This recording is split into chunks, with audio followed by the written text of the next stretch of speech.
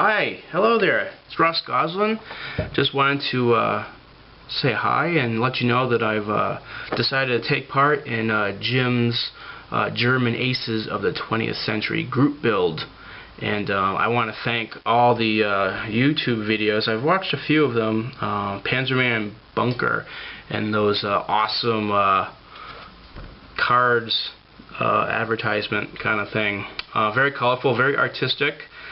Thanks for the shout out about this group build that Jim, a young model builder, I must add, took the initiative to start up a group build on these aces of the 20th century. So Panzerman, Bill, thanks. Alex Modeling also had a shout out, and I think Gilbert, Red Dragon Models, also I've watched your shout outs and your entries for the group build. So thanks a lot, guys. Really appreciate it. You know, sometimes we're busy with life and we miss some stuff because we can't be on the internet, on YouTube. Things like life take hold and we have other obligations. So just happened to be at the right place, right time, and I said, hey, I got a Messerschmitt in the box. So I said, I got to take part in this. You know, some of my earliest videos, you know, always try to emphasize that, you know, you know, young builders, we need you. We need you to be a part of our community. You're the future of it, and you know, we have to pass on our modeling skills to somebody.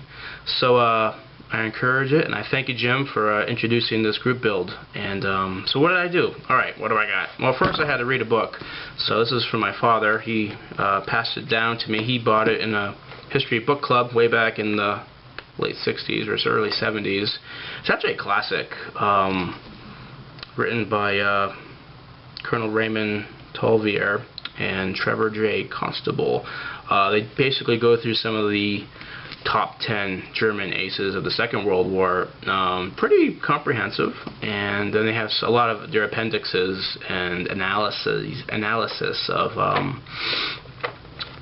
a lot of the Second World War pilots and stuff, aces and things.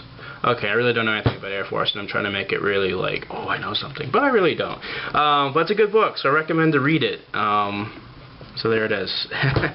So anyway, what I was doing is I got not a Hobby Boss. It's a Hasagawa Messerschmitt 109, 1/48 scale, and the ace that model that I'm building is Otto Bertram's Messerschmitt, which happens to be the cover of this kit.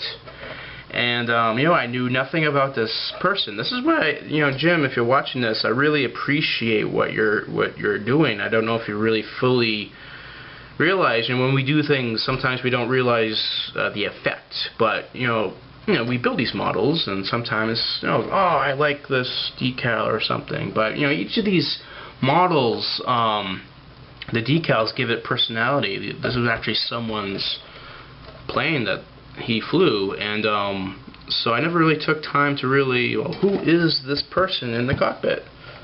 And I went through my book and other books that I got, and the internet helps. I found out a very interesting story about this guy.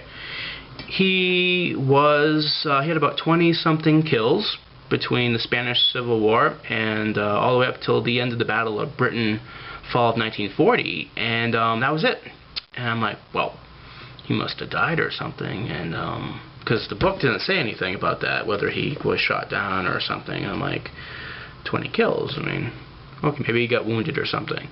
And I did some research, and none of that is true. He survived the war, and he died in 1987. The unique story about him was that he had two brothers who were also pilots, both of whom died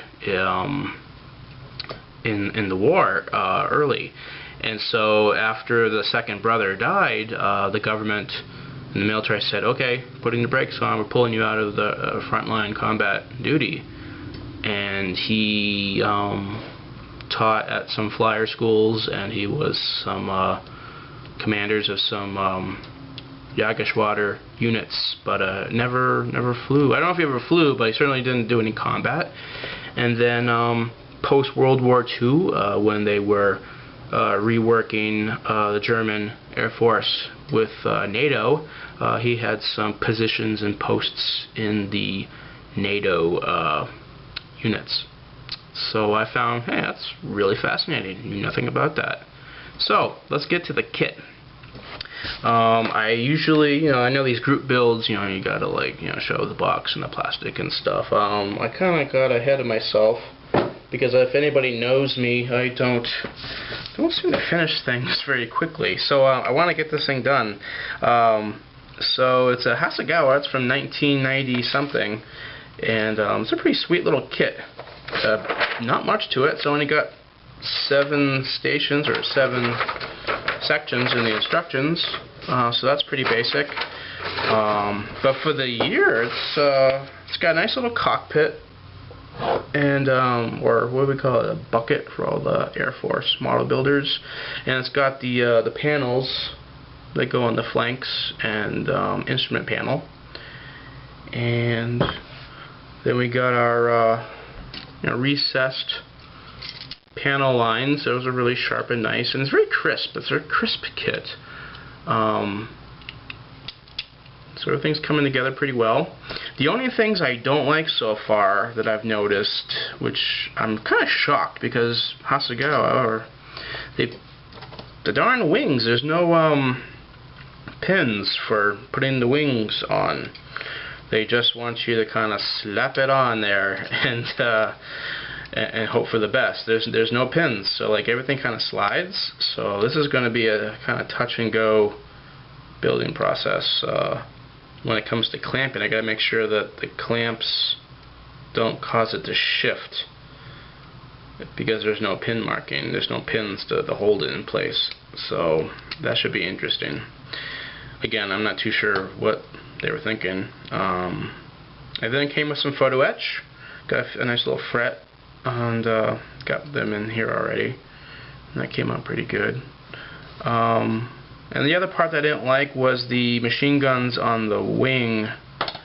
The molding was off. When they molded it, it was slipped, and I tried shaving it and stuff, and I'm like, you know what, I'm just gonna use some brass tubing and stick them in. It'll look a lot better. May not be super accurate, but I'll sleep better at it, I guess. Yeah, so there it is. My goal is to, I know this is a quick group build, so gotta pick up the pace and get this sucker done. So I went to the hobby shop today and I picked up all my paints, and I'm hoping to get most of this sucker done by Monday. And I believe this group build ends October 1st, maybe. I'll have to check. But and the color scheme is kind of cool. Where is the calling thing?